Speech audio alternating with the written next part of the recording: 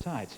He outwrites the writers, he outacts the actors. His first novel is a huge hit. He's got altogether too much talent for a young British boy, and in a better organized society, he'd be transported to Australia in chains, where he'd soon have the nonsense knocked out of him.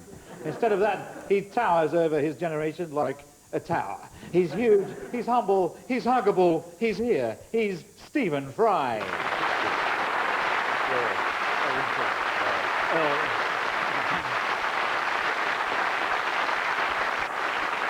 Stephen, the Tory party conference finished yesterday. How do you think it went?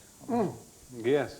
Well, now you see, oh dear, I'm a tolerant and patient man. I like to think of myself as one, and I have time for all kinds of things. You know, dung beetles. But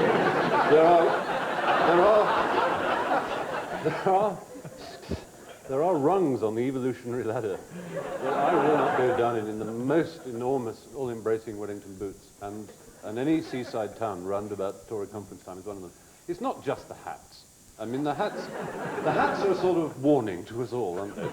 It's like driving. Never trust a driver wearing a hat. Have you noticed that? Especially on Sundays. If the driver's got a hat on, a male driver with a hat, you know that he turns one of those who turns right to turn left. And he stops very suddenly. Is this a subtle hint that you're resistant to the Tories as in general? Well, no, I mean, there are some Tories that I can happily dine with, you know, and they're jolly nice people. I mean, I wouldn't, you know, wish to bring politics into this, because it's not about politics, after all, it's about the conference, it's a different thing. But they go there and they scream at Margaret Thatcher till she's blue in the hair, and then they scream at Michael Heseltine in exactly the same way, whom they all hate and won't forgive. And they are really, I mean, because I could speak about this without too much sort of embarrassment, because as a child I went to summer Tory fetes every year of my life from about 3 to 15, really. My parents were sort of active in the North Norfolk Conservative Party. And if you've been active in the North Norfolk Conservative Party, you know what sin is, really. I mean,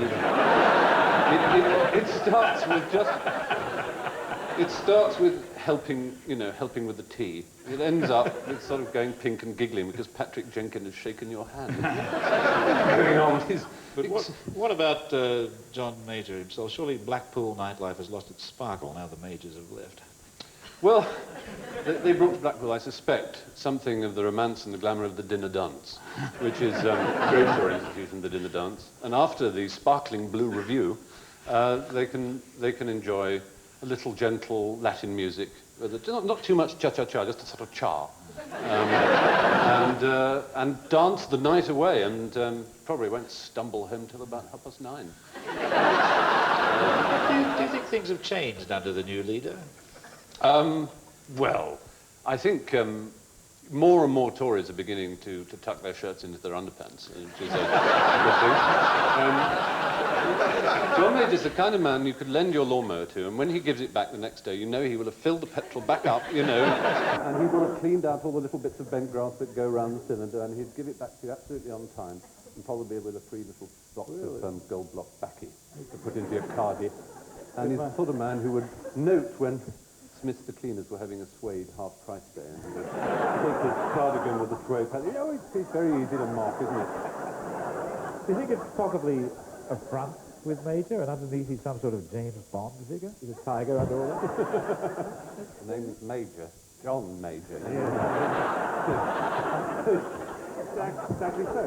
Yeah, I suppose there's something of the wild animal in him somewhere. Do you think we were unfair to Rod Stewart? Examination of his marital behaviour? Well, again, there are so many people, I suppose, you must all be like this in something. There are some people with whom you miss the bus, aren't there? You just kind of forget where they came from. I was asking somebody where he came, and he was with a band called the Small Faces. That's right. He started off with the Small Faces. I just missed them, and they were. He's Scottish, I know that. In fact, I saw you that little map of Los Angeles. I happened to be in a restaurant in Los Angeles with Rod Stewart. Well, he was in the same restaurant, and it was. See if you can guess the name of it. If I tell you that it was a Jewish-Chinese restaurant, you probably know the restaurant. Yeah. No. It's called Genghis Cohen's. Kind of cute. That's the idea. This was he went out singing the title, and he seemed very, very, very pleasant to me. He just had an expensive life because there were about 7 people around him in a sort of turtle formation. But who knows if you want to kill Rod Stewart? It's unlikely. I don't think anyone wants to kill him, but a lot of 7-foot blonde women want to marry him. Yeah. Well, perhaps Rod is just a nickname, you know. It's small faces. You never know. What do you say? Small faces, big, you know. That's probably what it is. At one stage in your glittering career, you emerged as a big-time campaigner for building societies. And you ever thought of making commercials abroad? Well, commercials abroad are very odd. I've started to get, I'm afraid to say, I always swore I wouldn't. Whenever you always swear you're not going to do something, it means you're thinking of doing it. I got satellite because cricket, I'm mad about cricket, and I didn't want to miss any of the World Cup cricket. It's awful. I shouldn't be advertising this wretched Murdoch creature. It's actual Sky business, and of course it's full of German stuff. And irritatingly, the thing isn't tuned to the pornography channel, so you can just see them flickering. And so it makes them all the ruder. You just see bits, sort of shiny bits happening and then rolling around on the can't see them in. But lots of German. They're all square, little squares. It's all square women. That's right. You get them all the sort of degraded image while they do their degraded things. Of course, it's a waste of time. The films, the same films just come round and round and round. That's why I call it satellite television, I think. But it is appalling. But I had foreign advertisements are beautiful because they're wonderfully primitive, and I think advertisements should be primitive. The French have this obsession with words ending in the letter C that just is enough to say. They go crack, say cracotte, and glick, say black bloc. You know, with a big exclamation mark in a nice primary colour, and that's furious. And we're taught to believe that we're visually illiterate, and you see these ridiculous French things. I mean, well, our commercials are practically the only movies that are made in this country, and they're all by people like Ridley Scott and so on. They spend millions. They're hyper-sophisticated. Oh, they're brilliant, yeah, I mean, I personally enjoy advertisements enormously, watching them and being in them. I also do quite a few voiceovers, which is the best fun you can have in the world, because you can sit in a little glass box and you say, you know, get a little piece of paper with 2 lines, and you have to say, you know, because you're lovely, Revlon has created you autumn mist or something. It's just all lovely. Or you can sort of the slightly kind of wry ones, you know. Now your hair behaves even when you don't. I'm so looking forward to getting old, you see, because then I'll have that sort of slack vocal cord, so I'll be able to do all that sort of, you know, good old yellow face. I love all that. It's such fun. I can't tell you. It's absolutely best. You're a very international figure because Blackadder has been sold all over the globe. And how do you feel being dubbed into Portuguese? Well, it's a bit strange, actually, because I won't dignify the character I played with the word character, which I just did. But the characterization, such as it was, consisted mostly of going bleh a lot. And going bleh. So it's a bit disturbing when you happen on a television in Germany or Italy and you see someone going Blackadder. And he's going be instead of ba. But it's even more peculiar when you watch it with ones like, because it shows a sort of irony problem that Italian Dallas, they give JR this enormous voice like this. And you think, no, because the whole glory of JR, of course, is he's so light. You're a loser, Barnes, you know, all that kind of stuff. You'll never beat me. And it's so kind of wonderful. And I always love that. You know, go buy yourself something real pretty now, you hear? Yeah. I've always wanted to be like that. I think it's just that sort of light voice. Americans can do it. Dallas was a big success here, and the fact is that the British actually lap up American TV and everything about American culture. Yeah. Well, in the case of Dallas, I don't mind too much, because Dallas, I think, is actually very good. I really do. Dynasty, drivel, but Dallas is very good. But I get terribly depressed, don't you, about the English obsession with America. I mean, it is a marvellous country. Let me lay that on the record, fair and square.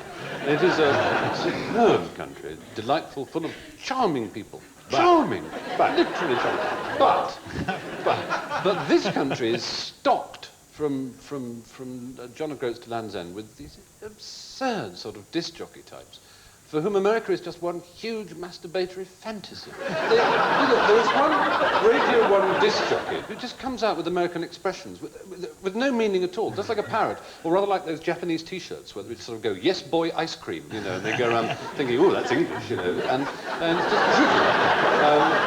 And this guy just sits in there sort of playing a record and goes, I'm out of here. And he stays where he is. What are you talking about? You're out of here. I'm history. I'm gone. I'm nowhere. I'm out of here. You prat. You total prat. He's sitting there going, oh, America, oh, I said something American.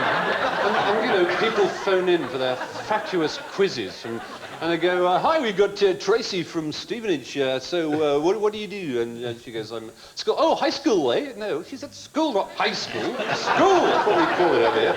And you an A student? What is an A student? You know, we all see American films, so we know that it's absolutely full of all this stuff about term papers and grade point averages and semesters and so on, but we don't know what they mean. And these disc jockeys have no idea what they mean, but to say it just sends them into a frenzy. Suddenly they've got a milk bottle in their underpants because they've said something American. I can't believe it. And these wasted little people with their baseball hats who usually live in Newport Pagnell, and they can't get over the fact, you know. Do you watch the Bears game the other night? They say, oh, please go away. Go and live there, for God's sake, you know. It really is difficult. Stephen, you've been in Australia a few times. Have you met any strong, virile men like Ron? Oh, God, yes. Well, as you will know, I think when I was there, they probably changed everything now, because it's fashion conscious now, as you see from Neighbours. It's not, you know, all this beer drinking. It's all about opening a fashion boutique all the time. And the design centre is going really well, Javine, you know. All that. It's really thrusting down there. And, they do have this, American men have this thing about tanning easily, being roughly sort Australian men. Australian men, sorry, did I say American? You said American. Embarrassing. I expect you're always getting that, aren't you? But Australian men have this thing about tanning easily, and the relationship between the length of their penis, basically. The relationship between the tan and the... Yeah, the quicker you tan, the longer the plonker, basically. So when you're English and you go over there... I've never heard this before. Oh, definitely. I mean, they don't put it that way, but it's perfectly obvious that that's what they mean. Because they go, oh, I tan really easily. Oh, yeah. Yeah, I've only got to be out there for a quarter of an hour, and I'm black. Bring it, I'm black. I really, you know, I mean, gee, look at you, you're pink. They say, so I've just arrived here from an English winter, and the sun's out, and if this was Aden, we'd all be wearing white things and ropes round our heads, and we'd be staying indoors, because this is your enemy, the sun. The Antarctic's got an ozone hole in it, and it's the hottest country anywhere, and you're walking about as if you're people from Peterborough on a 2-week holiday. You know, got the shorties on, and they're going around the place, but anyway, it's an extraordinary way to treat your climate, really. I mean, it is very, very, very hot, but they refuse to admit it's hot, and they insist that they get brown quickly. So you arrive pink, oh, look at him, he's so pink. It's like saying, oh, it's that big, it's so big. Oh, look at that, he's so big. Me, look at me, I'm black. Oh, look at that, that's great, it's this big. And it's feeble. And of course, they never admit that it's hot. You know, you go, God, it's hot today, and they go, oh, you should see when it's really hot. And Stephen, speaking as an Australian myself, the Australians do have a very strong sense of national pride. Oh, yes. I mean, we were talking commercials earlier, and just to count the number of times you hear the word Australia in an Australian commercial is extraordinary. I mean, everything is Australia's favourite footwear and Australia's favourite breakfast. Wake up, Australia, too. And they're always addressing the viewer as Australia. And there was a very good one there. There was a very good one which used the Australia sort of thing very well, which was a beautiful shot in sort of shimmering heat haze.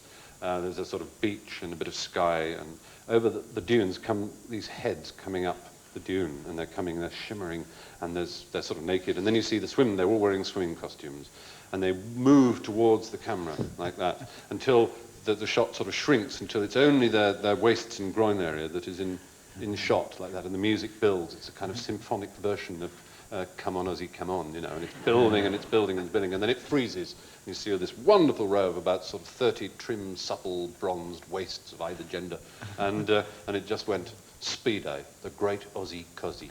To live in a nation like that, you see, they're so friendly to everything. They see something, Brisbane, and they call it Brizzy. You see? And that's so nice. If we'd called Thatcher Thatchy, you see, she would have rolled over and you could have tickled her. Stephen, we have to stop there, but I just want to say that as a man who tans very easily... You betcha. I don't want to be misinterpreted when I say it's been an intimate pleasure talking to you. It's been enormous. Thank you very much, Thank you. Stephen Fry. Thank you.